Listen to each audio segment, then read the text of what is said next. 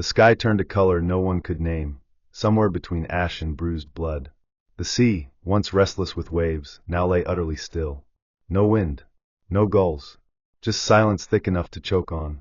Elena stood on the shoreline, barefoot and trembling, staring out at the vast horizon that had gone strangely wrong.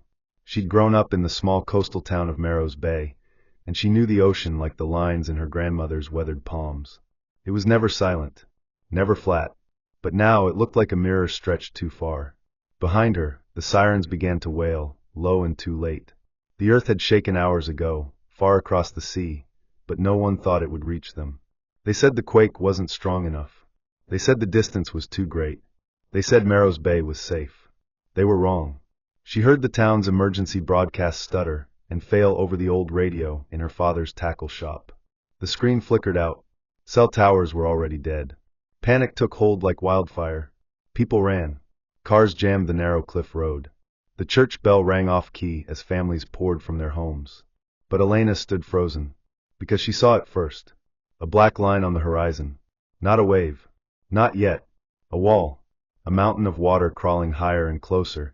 But what chilled her wasn't just the size. It was the things she saw within it. Shapes. Faces. She blinked hard, but they remained, grasping hands pressed against the rising surge, eyes wide and watching, mouths twisted in silent screams. And they were coming. Elena turned and ran, heart hammering, feet slipping on wet sand as the roar finally began, the sound of water devouring the world. She reached the hill behind her family's cottage just as the first wave struck the shore. It wasn't just water.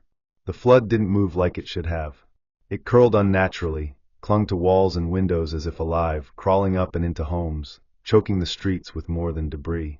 Screams echoed in unnatural pitches, high and thin like glass shattering, and then silence again.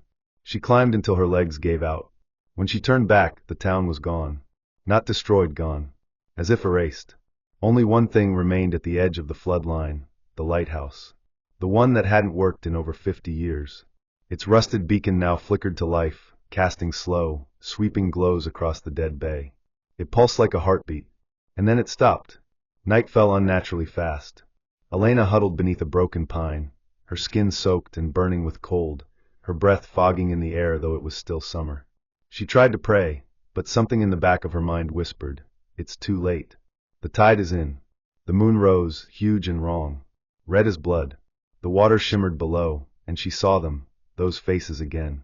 Dozens, maybe hundreds, floating just beneath the surface, looking up at her. They began to rise. One by one, soaked figures crawled from the surf, limbs bent in wrong directions, eyes hollow but seeing. They didn't walk, they drifted, dragged forward as if still pulled by the sea. Seaweed clung to their hair and clothes, and some still coughed up water as they moved. She recognized one of them. It was Mrs. Porter, her old piano teacher. Dead 5 years. Another, her brother's friend who drowned when they were kids. And then another.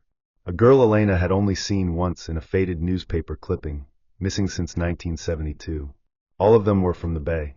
All of them lost to the ocean. They were returning. Elena couldn't move. Her legs wouldn't listen.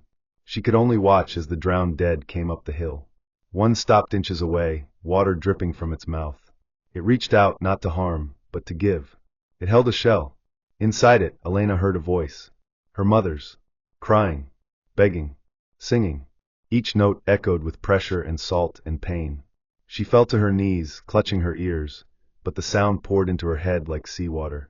The dead opened their mouths together, and from them came the same horrible sound, songs sung deep beneath the waves, in a language that didn't belong to the living. She understood none of it, and all of it. They weren't just ghosts. They were called, drawn back by something deep, something old, something that the tsunami awakened. And they were spreading it. The next day, rescue crews arrived. They found the coast unrecognizable. No sign of the wave. No wreckage. Just empty homes with doors wide open, and no footprints leading away. Except for Elena's. She sat alone at the top of the hill, drenched, eyes blank, rocking a small conch shell in her hands. She didn't speak. Not for days. When she finally did, she said only this. "The tide isn't done. It's just resting. And when it returns, it won't take us, it'll replace us." That night, the ocean hummed.